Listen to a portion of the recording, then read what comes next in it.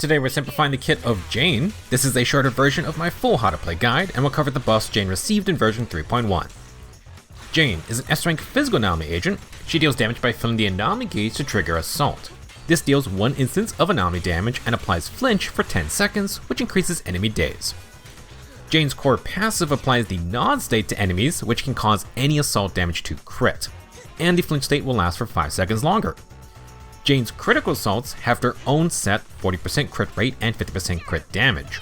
Jane wants to build anomaly proficiency, as this will increase her assault crit rate up to 100% at 375 AP.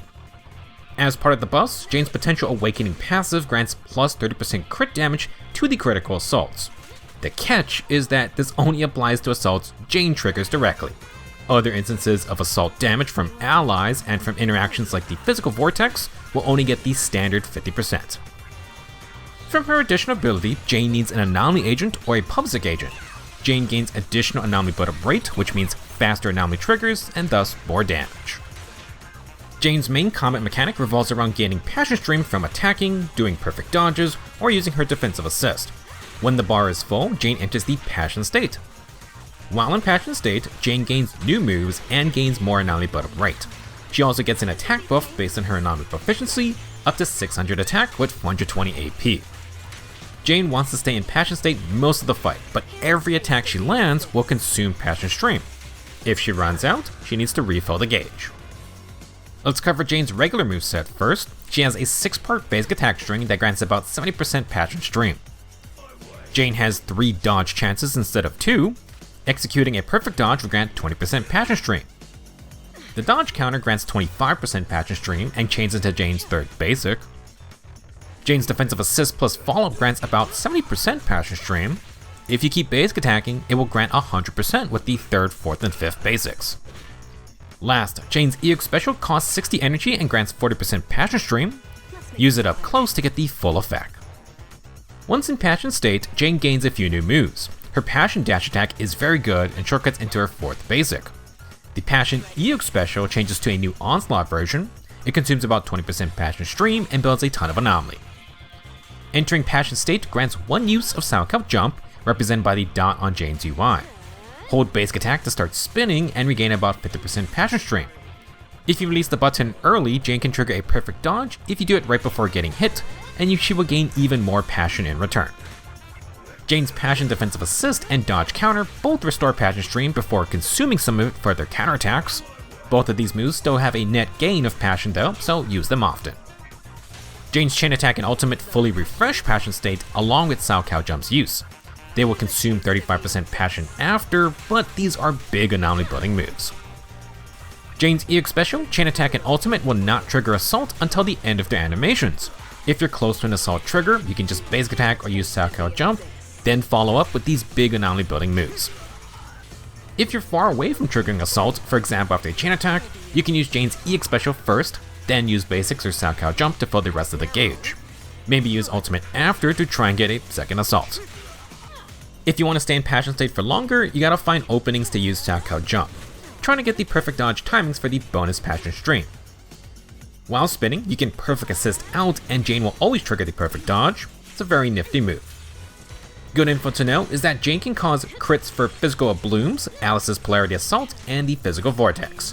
Vortex being able to crit makes Valina and the Wind Anomaly especially potent allies for Jane. Since she just released in 3.1, you should also know that Remiel's Luminize damage does not crit. Remy can copy Jane's physical damage attribute, but Luminize is not considered assault damage. For builds, Jane wants at least 120 AP, but the more the better, and same for attack. Her signature W engine, Sharpened Stinger, grants 90 AP. Doing dash attacks or perfect dodge can grant stacks of physical damage. With 3 stacks, Jane gets 40% anomaly build-up rate. As part of her buffs, Jane's 6 basic and her EX specials now count as dash attacks to trigger this signature. The perfect dodge on Salchow jump is another activation method. For other S ranks, Jane can use Alice's signature, Practice Perfection well.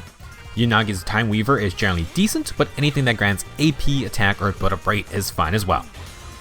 For event and battle pass A ranks, Jane can use Electro Lip Gloss or Boisterous Echoes if you have them. For craftable options, Weeping Gemini is the go-to for its large stacking AP buff.